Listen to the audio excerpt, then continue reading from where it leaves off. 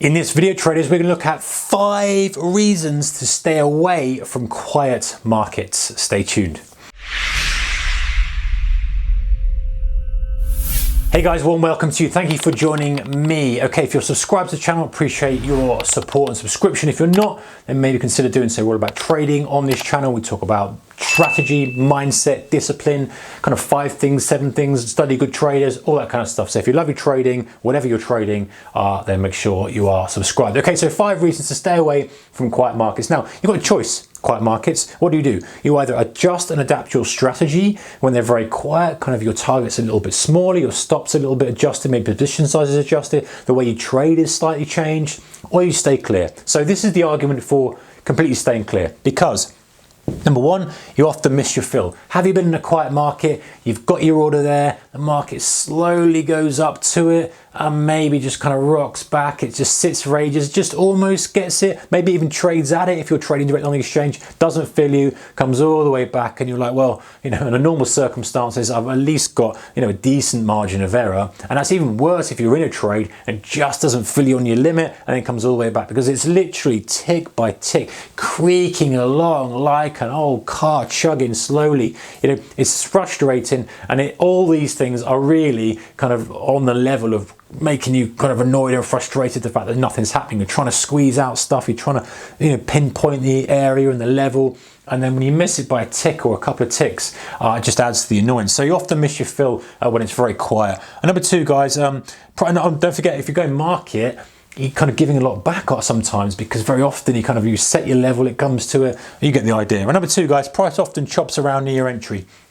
Classic move for markets that are quiet. You take your trade, it moves up a bit, moves down a bit, moves up a bit, maybe gets a little bit of go, but because the range is so low, it never really gets that far from your position. It kind of moves up and down, and you end up sitting with the thing for a long period of time. It's sitting around your stop, or sitting around your entry or your stop, and it's just not really doing anything, just waiting for it to kind of kick into gear. And again, that can be frustrating, that can be annoying, kind of sitting there and you're watching every little move because it's so meaningful for the range. It just sits there and chops around entry. As traders, we want really most of the time to give that instant feedback, right? We take the trade, bang, it goes in our favor, we can start to manage it and adjust it, or maybe it hits targets, or it goes against us and we're like, okay, do you want to cut it? I hit my stop.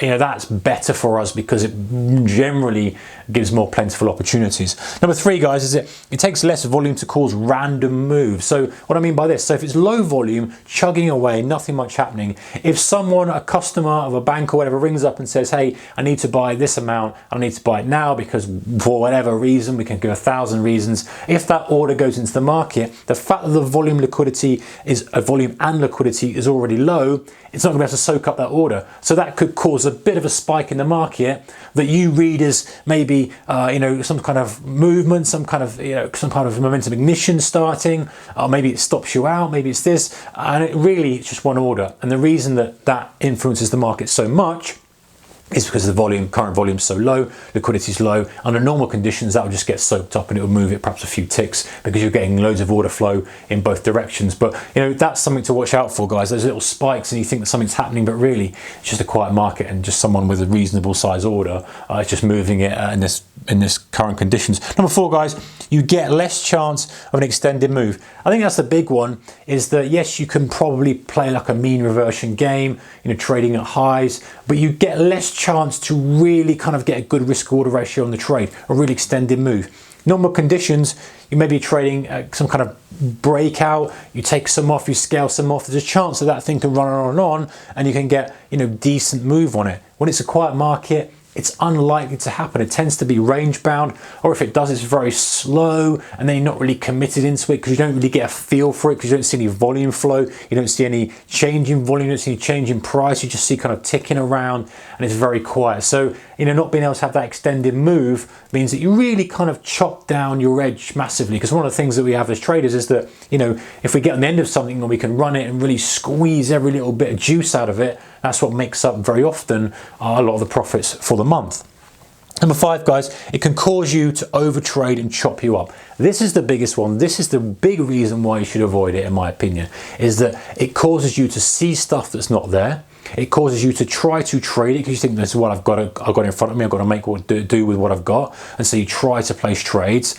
And it's very challenging to pinpoint a trade. I mean, obviously, it depends on your strategy, guys. Might be someone out there who's crazy for quiet markets and has got a strategy that works perfectly. And if that's the case, then fine. But I think I speak for the majority that we crave volatility. You know, we like to see volatility, and when it's quiet and we get caught up in it, it never really, I don't think anyone, put in the comment section below if your best day has ever been when the market is quiet. I don't know anybody who's had a quiet market has been their best day. More likely than not, it's probably been one of your worst days because you get caught up in it, you try to trade it, maybe you kind of get stopped out, you get a bit frustrated, it takes so long, and there's no opportunities to get anything back. So you might get one little trade, you get stopped on it, and you take another, you know, there's not really a trade. Whereas if you've got good conditions, volatile conditions, or reasonably volatile conditions, extensions, pullbacks, rotations, there's multiple opportunities, whether that's intraday or whether it's in the week or the month, etc. So, and that can make you frustrated because you're like, okay, I'm annoyed that I've been stopped out. I'm annoyed I've been stopped out again. I'm annoyed that I've even got involved in this market. I shouldn't have even been involved in it. I should have been away doing something. And that creates that cycle of frustration that can then cause you to kind of do things that you shouldn't be doing. So my advice, just from my experience, guys, is to avoid these. If it's quiet, take the day off, take the week off, whatever it may be. Set some alerts if you're frightened about missing something, because that's always the reason why people don't want to take the day off. Set some alerts, big highs, big lows, get alerts that come to your mobile phone or whatever, so that you know if something kicks off, you can come back and you can look at it if you feel you need to do that. Otherwise, just get away from it, because ultimately I think these are one of the trader's worst enemies. We get sucked into it, all these kind of things can affect it, and really is the reasons to avoid it. All right, guys, keep your risk managed, whatever you're doing, and I'll see you in the next one. Take care, bye-bye.